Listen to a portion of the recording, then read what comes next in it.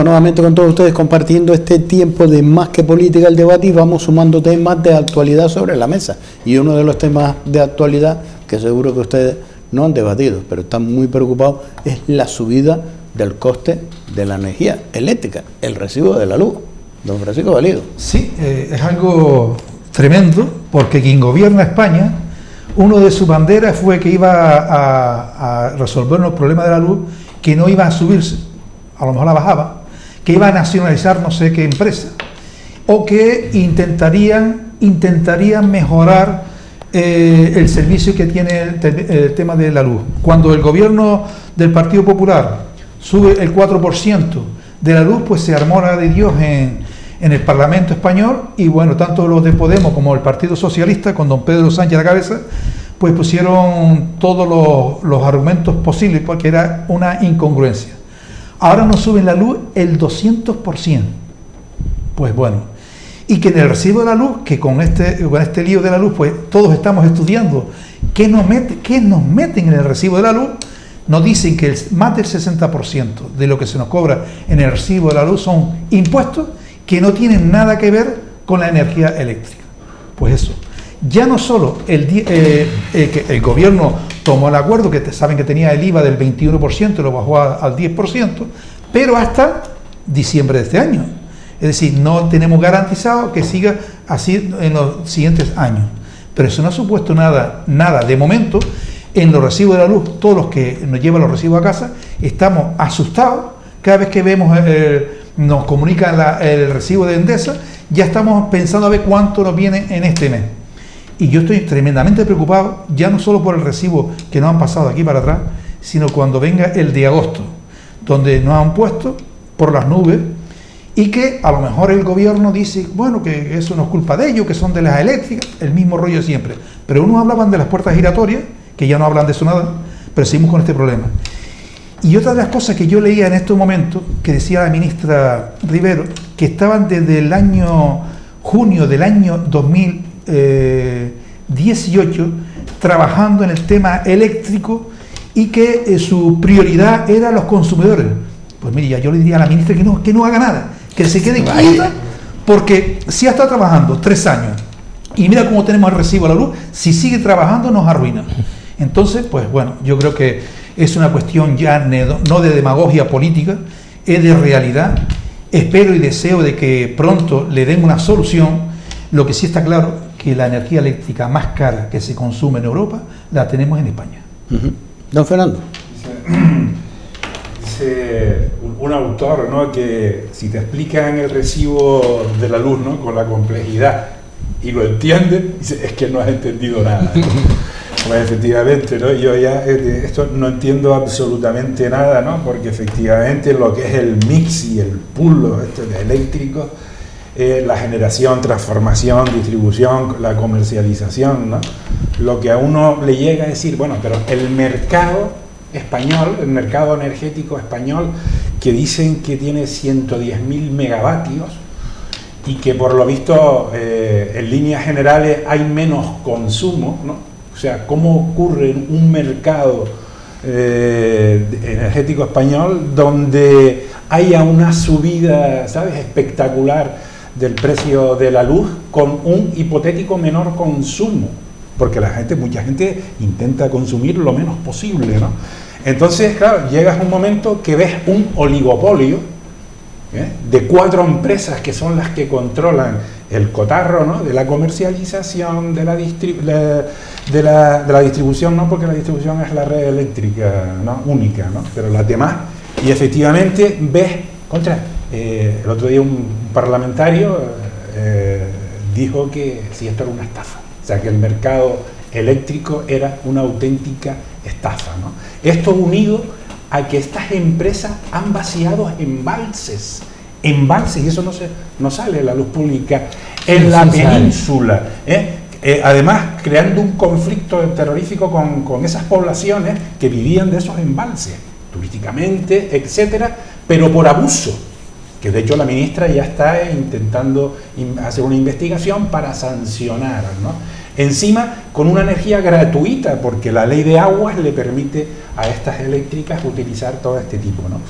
¿Eso qué te ocasiona? Dice, pero bueno, ¿a quién beneficia? Y esto es un tema que yo no creo que estoy diciendo una perogrullada, ¿no?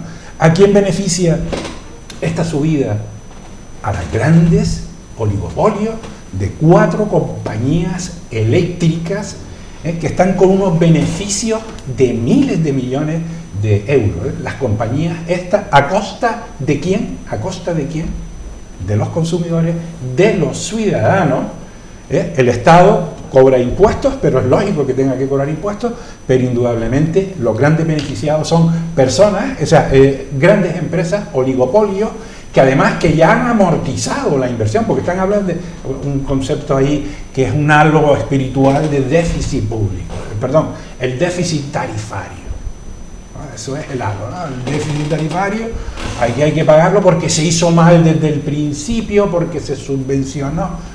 Entonces, en ese halo fantasmagórico del déficit tarifario, la realidad es que estamos, los ciudadanos, totalmente empobrecidos, muchísima gente, porque todos los ciudadanos, los más desfavorecidos, son los que más nos afecta este tema del recibo de la luz. Entonces, reflexión. Los partidos políticos que han estado gobernando en España, en estas historias, lo han hecho mal. Deben tener una catarsis, hacerse una catarsis, una purificación y una limpieza de si han habido corruptelas. Y digo corruptelas cuando las puertas giratorias que ha dicho aquí Paco han sido permanentes en giros copernicanos, incluso de mecánica cuántica, donde ves que grandes políticos han estado en los consejos de administración y ninguno ha hecho nada en la defensa de los intereses de los ciudadanos, porque esto es un auténtico disparate, o al menos tomar soluciones. De poner cuantía fija a la energía atómica, a la hidroeléctrica, en fin, buscar soluciones. No, pero han ido a los consejos de dirección a un sueldo interesantísimo para ellos, para su vida personal, en contra de los intereses de los ciudadanos. Con este tipo que es indignante, ¿sabes? Porque uno se indigna porque hemos perdido calidad de vida. Que yo ahora me haya tenido que meter en mi despacho, ¿viste? Este es un tema verídico, sin poner aire acondicionado, sudando como un desgraciado y se te la tinta, hasta los libros se quedan ahí con el sudor. O sea, por favor, y no digo nada de la gente que está enferma, utilizando máquinas, las lavadoras, es decir, pero qué calidad de vida, hemos perdido calidad de vida, vinculado contra unos intereses especulativos, absurdos, incoherentes, contra el que el Estado tiene que intervenir. Tiene que intervenir. Y entonces, eso es un tema indignante que me imagino que todos los ciudadanos estamos totalmente sorprendidos con esta situación, y esto conlleva a un efecto arrastre en la inflación y la indexación que nos viene ahora encima. Es decir, oye, yo tengo que subir mis costos en todos los tipos, peluquería, hostelería, porque se den contra que están totalmente condicionados por esta situación, la pobreza energética. Entonces esto es una solución que hay que hacerlo, y aquí la culpa la tienen todos los que han estado gobernando. Y los ciudadanos tienen que exigirle a los partidos políticos que han estado ahí que hagan una crítica constructiva y que no se tomen la crítica mal, sino, oye, esto tienes que solucionarlo. Y en un futuro, estas puertas giratorias tienen que cambiar. Y si hay puertas giratorias, que sean en defensa de los ciudadanos. Porque a mí me parece bien que tengas una puerta giratoria, pero que defiendan los intereses de los ciudadanos, no los intereses de las eléctricas. Y esto tiene que cambiar. Vamos a ver, yo creo que estamos en una situación muy complicada, de difícil solución, y es un problema de Estado. Y es un problema de Estado que obliga al gobierno a tomar medidas urgentes, porque el problema es que estamos entrando en septiembre, y septiembre lleva el mismo camino que agosto. Sigue subiendo cada día el récord, ves la tele, hoy un nuevo récord, mañana otro récord. Eso necesita un paro automático. Y después lo que decían antes del 70% y el 30%. Si el 70% son impuestos, habrá que ver qué tipo de impuestos hay que quitar Pero eso significa que el gobierno tiene que ahorrar por otro lado, porque nos estamos endeudando por encima de lo que podemos. Y entonces el futuro yo lo veo muy negro, porque la deuda ya es enorme. Ahora vienen las pensiones, vienen las subvenciones, viene la subida del salario mínimo interprofesional, vienen un montón de cosas que yo no sé de dónde van a salir. Y yo no veo que el gobierno ahorre en nada, en ningún sitio, sino más gastos, más dinero, más subvenciones, más problemas. La gente lo está pasando mal y yo creo que es un problema de Estado que tiene que tener una solución urgente ya. Si aquí el gobierno se tiene que reunir y no levantarse hasta que resuelva por lo menos que esto no siga subiendo. Yo no digo ya que baje. Y lo que tú decías, tienes razón, es decir, aquí todos han metido la pata porque todos han estado chupando del bote, pero yo no miraría para atrás para castigar, sino miraría para adelante para resolver el tema. Es decir, a mí, los que metieron la mano en el talego, pues que Dios se lo dé y San Pedro se la bendiga. Pero eso hay que pararlo y hay que enderezarlo. Y hay que frenar esa subida, porque si no este país no tiene futuro. Gregorio. Los pueblos que olvidan su pasado están condenados a repetirlo. Por eso no podemos olvidar. Con esto te digo de que el recibo de la luz es un atraco al bolsillo del consumidor, ciertamente, y no tiene más.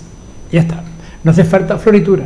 Ha sido un asalto. Una vez dicho todo esto, el gobierno, o yo estoy muy equivocado, el gobierno no puede hacer nada, porque les recuerdo que el mercado energético está liberalizado.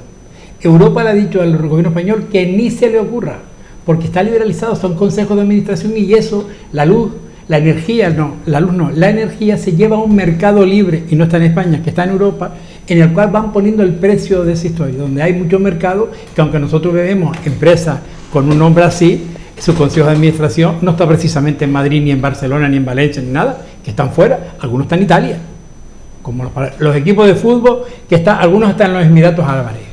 Con esto les quiero decir de que aunque se bajó el IVA, es el único impuesto que el Estado tiene directo que puede quitar para que el recibo de la luz no subiese tanto. Lo rebajó, pero se le fue de las manos. ¿Por qué?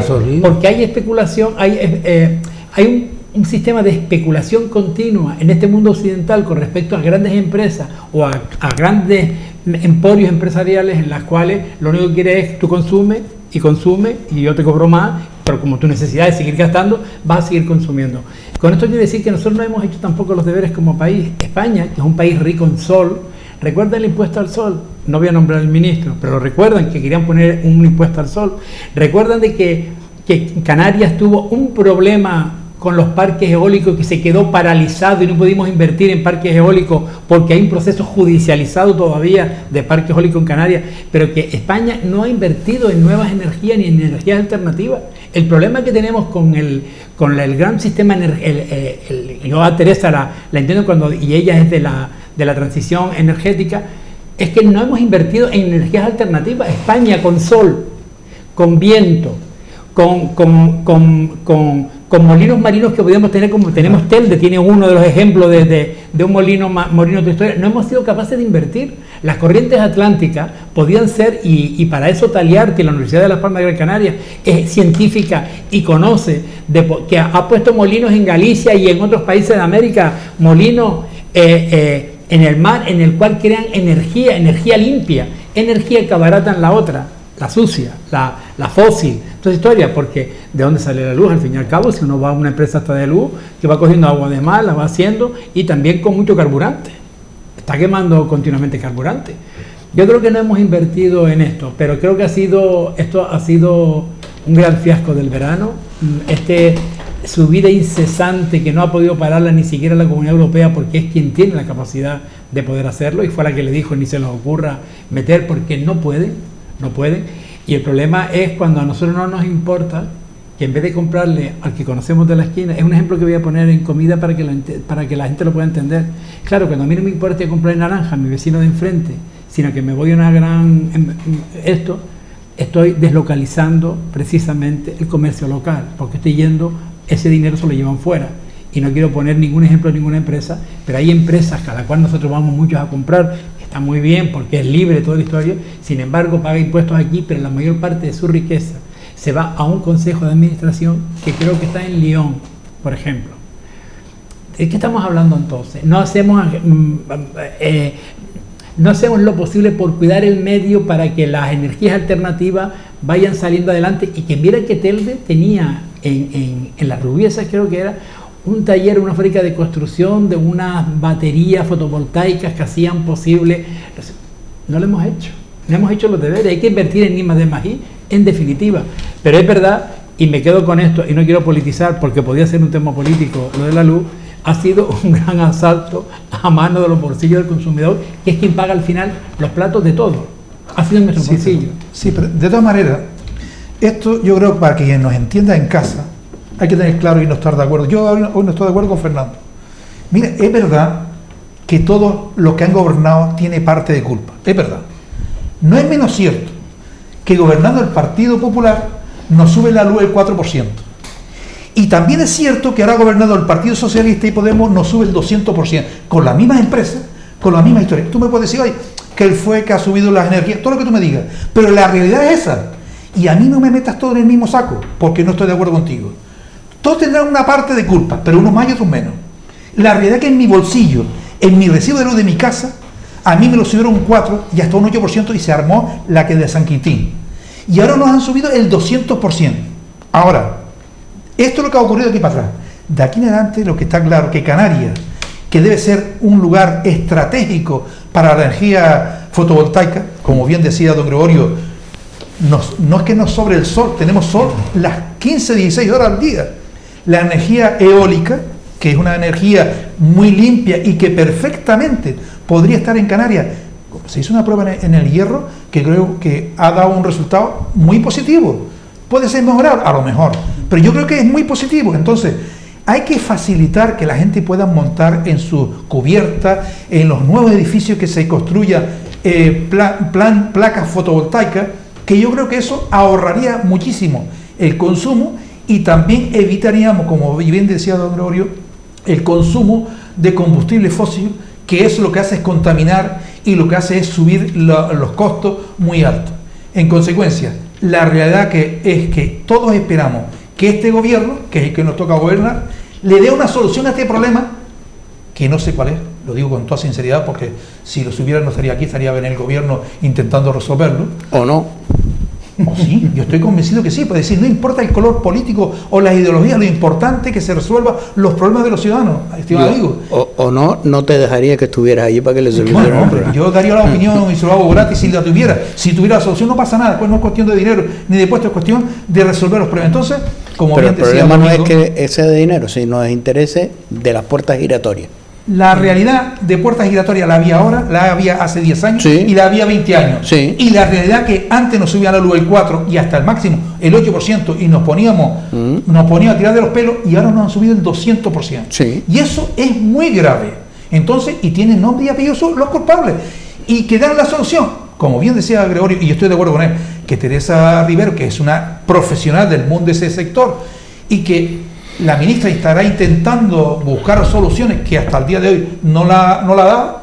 Yo espero que dé con ella, porque si no nos arruina a todos. Y además, lo más grave de todo, que la cesta de la compra, la cesta de la comida, se encarece de forma muy grave. Que eso no va solo el recibo de la luz que nos viene a final de mes del consumo que hacemos en casa, sino eso repercute en todos los gastos que va generando ya el consumo del gasoil, el de la gasolina, el de la comida que te va a comprar. Como yo o como todos ustedes nos gustan ir al mercado, como bien decía yo, tenemos que hacer apología o defensa del consumidor, del consumo en nuestras tiendas de la esquina. Es verdad que al centro comercial también hay que ir porque forma parte de un atractivo, y eso no vas a evitarlo, sobre todo por nuestros hijos, porque ya yo tengo una niña de 14 años que ¿a dónde va? Pues al centro comercial no sé qué. Pero coño, vete a Plaza San Gregorio a dar una vueltita. Bueno, pues no puede dar vuelta a San Gregorio porque sabemos cómo está Telde. Así que un día, don Francisco le invita, a veces nos invita un día a un debate de la ciudad de Telde, cómo estaba, cómo está y cómo podrá estar en algunos años. Lo digo en favor de Gregorio y mío, que somos de Telde, Domingo y Domingo de Las Palmas y Fernando del Sur. Pero trabajé en Telde en una época, en la clínica Dorama. Yo sé que nosotros las acogemos con cariño. Faltaría, y seguramente aportaría criterios posible más objetivo que lo podíamos dar nosotros, que el nuestro sería un poco más subjetivo. Nada, yo, Paco, el análisis que hago yo es concurrencia de culpa. Hay uno que tienen más y otro que tienen menos. Lo que está claro que políticamente, ya los ciudadanos lo verán, es decir, la subida, ese aumento que dice, está clarísimo, tiene nombre y apellido, pero la concurrencia de culpas está ahí y es un tema que hay que solucionar a futuro. Pero es más, es tan complicado este mercado, como estaba diciendo Gregorio, que incluso los que se compran placas solares e intentan, también les sale carísimo cuando se introducen, ¿sabes?, en la red de distribución, porque tienen que pagar, en fin, es un galimatías que hay que solucionarlo. Y efectivamente estabas hablando del tema de la Unión Europea, que marca condiciones y que ese es el problema, pero desde luego hay alternativas, hay alternativas que hay que, y eso es lo que hay que hacer. Pero fíjate, Fernando, con qué contradicción, ¿no? Porque ahora que nos queremos potenciar los coches eléctricos, pues te sube el recibo de la luz. Al final terminará diciendo, me salen más baratos. Creo que sin darte cuenta, Paco, has dado la clave. Creo que has dado la clave del incremento porque se ha producido de 3 coches eléctricos a 20.000 y de 20.000 a 500.000. Eso es mucho coche eléctrico. No, por favor, Gregorio, no me digas eso. Que la subida del recibo de la luz es por los coches eléctricos. No me digas eso, por Dios. Eso no se lo cree nadie. Se mal pensado, porque mira, ¿sabes los puntos de luz de recarga que ha construido el Cabildo para todos los municipios de Gran Canaria? Que tú puedes ir a Tejeda y enchufarte el coche, los centros comerciales más que te salen gratis por ahora, pero te cobran una porquería. ¿Sabes cuánto esas cargas de coches, 10 coches vale? Pero cuando tú te pones a cargar tanto coche eléctricamente, eso carga mucho la red. Como la red se está abasteciendo, pues precisamente, no de la parte alternativa, sino de la parte, por eso vacían los es que al final tienes que pensar mal. ¿Por qué hacen todo eso? Por un motivo. Aquí, Paco, no dan duros a 2 pesetas. Aquí hay algo, ha ocurrido por algo. Y hemos pensado algunos diciendo, ¿no estarán estos viendo que el mercado eléctrico ha subido una barbaridad? De hecho, el gobierno de Canarias ha comprado toda su flota para todos sus coches eléctricos que hay que enchufar. A mí me da que esta gente ha dicho, esto se nos ha ido de las manos, 3 coches eléctricos también, 300.000 no, que van a enchufarse y a un coste de 0,001 no, esto tiene que ser, dice, piensa más y acertará. Eso lo, Paco, lo estuvimos hablando con una gente, estuvimos hablando hoy con respecto a esto, digo yo, ¿no irán por ahí los tiros? No lo sabemos, pero tú has dicho algo que también se podía poner sobre la mesa, en que, hombre, a mayor oferta, y si la demanda es menor, si la oferta es menor y la demanda es mayor, ¿qué sucede? Suben los precios. Oferta y demanda. Tú pones 3 aguas a la venta y hay 10 para comprar agua, automáticamente el precio del agua sube. Ha sido ley total de comercio. Con lo cual, algunos mal pensados, Paco, mira tú por dónde, al final tú vas yendo por donde los mal pensados iban. Gregorio, sin ser ingeniero, ni pretendo serlo, Dios me libre, mira, a lo mejor si sería cómodo, como se hace en países europeos, según me dice, no lo conozco. Tú te vas a IKEA, por ejemplo, a un centro comercial, te compras 3 placas fotovoltaicas, una batería y la pones en funcionamiento. ¿Por qué a lo mejor el gobierno, el Cabildo lo tiene, yo no lo dije antes, pero el gobierno facilita. El Cabildo tiene unas subvenciones a la... Sí, bueno, yo no entro luego... Eso, las subvenciones a personas... Vamos a lo básico. Cualquier que tenga una azotea, una cubierta interesante, orientada hacia el sol, que pueda colocar 10, 15 placas fotovoltaicas, que sea... No le enrede económicamente, porque no le enrede administrativamente, porque después te cuesta un lío. No estoy de un lío, sino que se dijo en un momento, que creo que Fernando iba por ahí, en la cual si tú ponías y tú consumías menos luz porque tenía un termo, la operadora tuya te cobraba un suplemento porque tú tienes que tener un consumo constante de luz. Cuando te sube, te fastidia. Eso no puede ser, hombre. Bueno, era una historia con lo que pasaba, claro. Por ejemplo, poniendo termos, porque en mi casa en Melena, que tiene la preinstalación, se podía colocar. Y al final decía, bueno, si yo hago esto y resulta que al final me lo van a cobrar por allí, yo poniendo el agua y el agua del sol, y el sol es algo gratuito, le digo, no compensa. Sé que el Cabildo tiene subvenciones para ponemos otro tema, y es la salida de Afganistán, de las tropas y del personal diplomático y de muchas personas que en su momento, a lo largo de 20 años, colaboraron con las diferentes naciones, las diferentes tropas. Y hoy por hoy, pues ya festejan los talibanes de que las tropas hayan abandonado y a bombo y platillo. ¿Qué va a pasar con Afganistán? Yo soy de los que creo que la libertad es un signo muy importante para los pueblos. Si Afganistán han decidido que allí quien les gobierne son los talibanes, pues no seré yo quien ponga ni un punto ni una coma. Yo creo que los americanos, los europeos y todo el mundo ya estaban de más allí en Afganistán. Tú no puedes ni domesticar, porque claro, han venido los americanos y los europeos y han modernizado el país. Y está bien, todo eso está muy bien. Se puede hacer de otra manera también, sin invadirlo. Independientemente de Bin Laden y toda la historia del terrorismo y todas esas historias. A mí me parece que yo creo que el salir las tropas europeas o internacionales de Afganistán me parece positivo. Después, ¿quién gobierna en Afganistán? Lo que digan los afganos.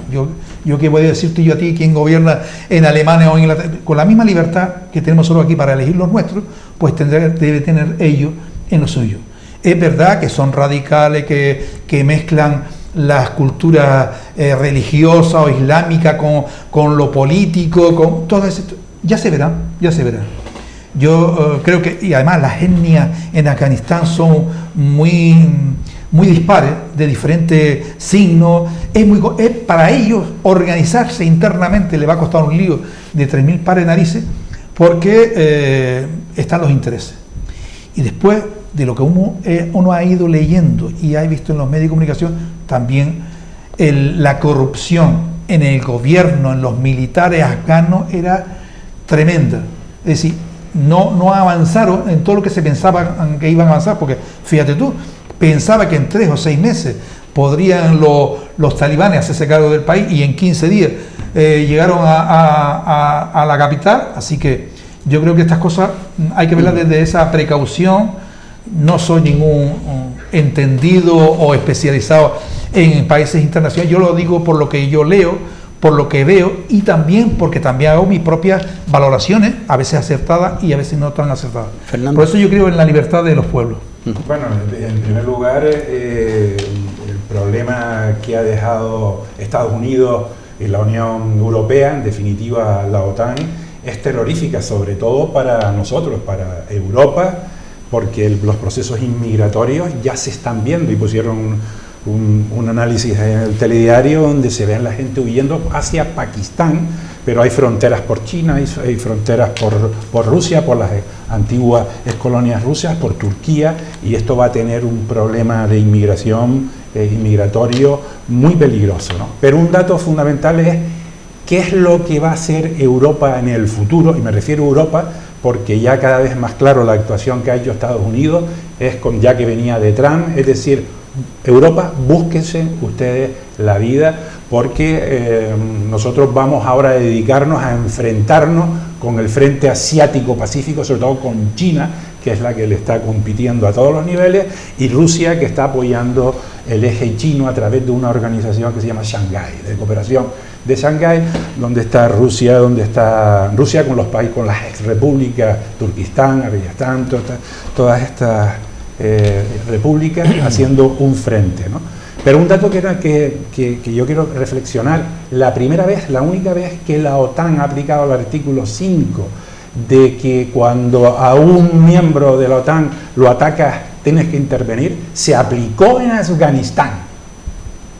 Por eso entraron allí la OTAN, no fue como Irak, que ahí hubo más complicación, pero en Afganistán, como consecuencia de los atentados del 11 de septiembre, se aplicó el 5 y fueron todas las tropas allí. ¿Y cuántas personas han muerto de militares españoles, militares de la OTAN y de la Unión Europea? Esto es un dato. Segundo, reflexión, que lo habías apuntado. ¿Qué valores tiene la Unión Europea, tiene Occidente, ¿no? Los valores nuestros, que vienen de Grecia, que vienen de Roma, que vienen de la Ilustración, de la Revolución Francesa, los derechos y libertades fundamentales, unido al colonialismo de imposición que hicimos en esos países, no solo en Asia Oriental, sino también en África. Los valores, vamos a imponer los derechos y libertades en América, los derechos y libertades fundamentales a unas personas de una manera de superioridad, sabiendo que esas personas, como estás diciendo, en Talibán eran tribus, etnias, castas que hay ahí de pastunes, que es porque los pastunes son los talibanes son pastunes, que tienen un control total y absoluto por parte de Pakistán. Pakistán los apoya. Ahora Qatar ahora ha intervenido ya en el aeropuerto cuando salieron los americanos para apoyar logísticamente. O sea, tienen una serie de tribus, de religiones diversas, y es un conglomerado donde los europeos, pero sobre todo los americanos, que son los que intervinieron muchísimo más con aportación de dinero, intervienen allí, crean un ejército pensando que unos grupos de analfabetos, de personas sin preparación de ningún tipo, que se dejaban corromper fácilmente, podían ser unos marines americanos. Y claro, cuando tienes unas tropas, además con la corrupción generalizada, en unas elecciones que se hicieron en el 2015, que ahí fueron masivamente a votar, pero viendo después lo que ocurrió ya en el 2015 de la corrupción, la gente llevándose dinero, mal pagados los soldados afganos, que eran muchísimos más que los talibanes, porque los talibanes son pocos en comparación a ese ejército afgano, que cobraban más los talibanes que el propio ejército. Entonces esta línea de corrupción ha conllevado precisamente a esta dejación planificada por Trump y ejecutada por Biden, pero a Europa la ha dejado fuera de juego. ¿Qué pinta Europa y qué va a pintar Europa en el futuro? Y que nos vamos a tragar toda esta serie de inmigración. Y eso es un dato fundamental que tiene que saber la Unión Europea. ¿Qué es lo que vamos a hacer? Porque ahora van a venir inmigrantes por Canarias, y ya por Canarias dice que se espera un proceso inmigratorio terrorífico. Eso lo han dicho, lo he visto ahora en los medios de comunicación. No te digo nada de la que se nos viene, la que se nos viene Europa. ¿Viste lo que pasó con Siria? Merkel se nos va. Que Merkel, ¿te acuerdas que tuvo el problema de que acogió a 1 millón de sirios? Pues bueno, todo ese problema está así, y ya Europa tiene que decidir exactamente, con una política seria ya de defensa y de política exterior común, ¿no? ¿Y qué valores vamos a defender en el futuro? Domingo. Bueno, yo creo que prácticamente está dicho el análisis por parte de ellos dos, me parece correcto. Yo lo único que le recriminaría a los Estados Unidos es que no hubiese garantizado la salida de la gente que quiere salir en el momento de abandonar el país. Tenía que haber llegado a un pacto, a un acuerdo, y decir, aquí sale todo el que quiere, y los que se quieran quedar, que se queden, y ya que se forme el gobierno, y ya veremos por dónde sale. Y eso yo creo que fue el gran fallo de los Estados Unidos. No controlar, garantizar la salida de los que allí se nos van a quedar. Gente que se va a quedar que no quiere estar. Yo creo que ha sido una gran vergüenza para Occidente lo que ha sucedido en Afganistán desde el comienzo hasta el final. Tal como empezó, tal terminó. Salir, sí, pero ¿a salir hacia dónde? Porque los países tienen fronteras, ¿y a dónde van? En España, todos los que vinieron, que fue el acuerdo que quedó con la Unión Europea, venían a Torrejón, y de ahí se distribuían los países de la Comunidad Europea o a Estados Unidos. España quedaba con 50 familias, con algo así, que era el top, lo que acogía España correspondiente, ¿no? Sobre todo a la gente que ayudó o que ayudó a las tropas, pues a ese intercambio, colaboró con las tropas españolas, y que se le garantizó pues venir a nuestro país si ocurría algo. Yo digo, han salido todos. No, salieron todos los que tenían que salir, pero hay gente que luego es reticente, porque si tú puedes salir y tu mujer no, por lo que ha ocurrido algo, tú luego te casas y tu mujer no puede salir, ¿qué haces? Pues te queda. Entonces yo creo que entra en procesos migratorios que yo no conozco y que no voy a hacer, porque sé que se ha quedado gente de muchísimos países, y que ahora se pretende a través de Francia y Alemania pues erigirse portavoz de la Comunidad Europea para hacer un corredor humanitario donde toda la gente que ha quedado atrapa en fuego enemigo, digo fuego enemigo porque tampoco conocemos nada, y ya han dicho lo de las etnias que tiene Afganistán, que es múltiple, y sobre todo todas vinculadas con la cultura religiosa, casi todas, y llevadas al extremo religioso de cumplimiento, pues nos ha llevado a esto. Yo digo que es un gran fracaso, porque, y es verdad, el anterior presidente de Estados Unidos dijo que el 31 de agosto se iba, y negoció con los talibanes que se iba de allí, y ya está. Estados Unidos, el nuevo presidente, no negoció y cumplió el mandato, que dice que se podía haber quedado, pero era una espada de Damocles que tenía encima, y al final ha terminado mal, pero ¿sabes para quién? como decía Fernando, para Europa. Europa ha quedado con el culo, porque Europa no tiene una política exterior, y mira que tenemos un representante exterior que es español. Yo estaba escuchando a Javier Solana, que fue durante muchísimo tiempo representante español, digo, en la Unión Europea y el representante exterior de la Unión Europea, en la cual decía que estaba abrumado porque algo que no se había dado. Europa ha quedado como un invitado de piedra, tanto en las decisiones que ha tomado Estados Unidos con respecto a Afganistán, como en la entrada como en la salida, porque Europa no decidió entrar en guerra, entrar en Afganistán. Fue el artículo 5 de la OTAN lo que obligó que a toda la comunidad europea que estaba dentro, la obligaba a asistir a un país que fuese atacado por lo de las Torres Gemelas, que fue lo que ocurrió todo. Pero luego vas a un país, como decían en la mesa, un país que va, unos occidentales que vamos en plan prepotente, altanero, lo mío es bueno y lo tuyo como las cruzadas, ¿no? Como la Santa Inquisición. Y entonces yo creo que no aprendimos a entender ni al pueblo afgano, ni a convivir con el pueblo afgano, sino le sometimos al criterio occidental, a una cultura que va a años luz de la nuestra. Exacto. Porque si nosotros estamos en el siglo XXI, creo que ellos todavía están en el siglo IX de nuestra era. Con lo cual, porque nosotros con la cristiandad en el siglo IX también hicimos de las nuestras, nosotros hicimos nuestra guerra santa, hicimos de todo, pero hemos evolucionado hasta el siglo XXI. Ellos siguen todavía ahí. Y el problema es que hemos quedado con el culo. Tú hablabas precisamente de cuál es el futuro. Yo no soy partidario de que Europa tenga un ejército. Yo soy partidario de reforzar la relación exterior de Europa, y si alguien debe tener algo son los cascos azules. Yo creo que quien debe liderar el mundo para intentar llevar algo de sosiego y tranquilidad a países que son sometidos por otros es una gran alianza, como tienen los cascos azules, que están formados por países de todo el mundo, toda la historia. Pero alguien decía que Europa debería de tener su propio ejército, pero ¿un ejército para enfrentarnos a qué? O sea, yo creo un ejército porque voy a entrar en guerra con alguien. Date cuenta que el periodo más largo de no guerra y de no enfrentamiento en Europa ha sido en esta época. Sí, pero ahora, de todas maneras, a mí me gustaría apuntar dos cosas muy interesantes, que una que puso Fernando y otra que ha puesto Gregorio. No es que Domingo no ha dicho nada, pero lo digo porque el tema migratorio. Es cierto que el tema migratorio es muy potente, pero no nos olvidemos de Libia, de Siria. Hubo un fluido inmigratorio tremendo y se resolvió, no pasa nada, se resolvió. ¿Cómo se resolvió? Aquí va a ocurrir lo mismo, ¿vale? Pero en España nosotros tenemos el fluido inmigratorio de los que nos viene de África, aquí en Canarias, que nos viene a las Baleares, que nos viene en toda la parte del Mediterráneo, que nos están entrando todos los días. Entonces hablamos del flujo migratorio.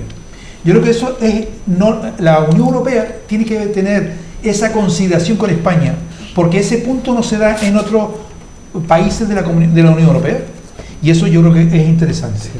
Y yo creo que en eso hay que hacer énfasis, porque creo que es muy importante. Perdón. Una matización a lo que decía Gregorio. El problema que se enfrenta a Europa, que se enfrenta a Occidente, es el autoritarismo ruso, chino, frente a las democracias liberales occidentales del imperio de la ley. Y van a ganar ellos, no nosotros.